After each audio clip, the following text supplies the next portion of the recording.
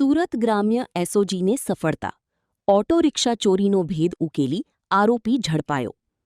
સુરત ગ્રામ્ય એસઓજીએ Palsana police station વિસ્તારમાં થયેલી ઓટો રિક્ષા ચોરીનો ભેદ ઉકેલી એક આરોપીની ધરપકડ કરી છે. પકડાયેલા આરોપીની ઓળખ ઇમરાન ઉર્ફે બીડી અમીન કડુડિયા ઉ.વ.48 તરીકે થઈ છે.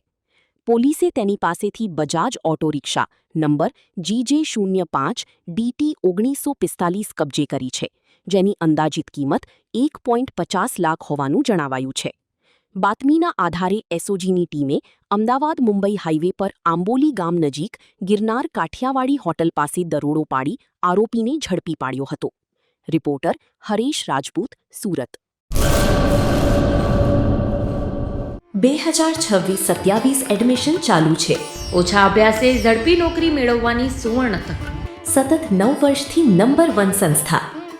અનેક વિદ્યાર્થીઓ સરકારી નોકરી મેળવી ચૂક્યા છે. ફાયર સેફટી કોર્સની થિયરી અને પ્રેક્ટિકલ તાલીમ સચોટ રીતે આપતી એકેડમી એટલે Gujarat industrial fire and safety academy. પ્રવેશ લાયકાત ધોરણ 10 થી 12 પાસ.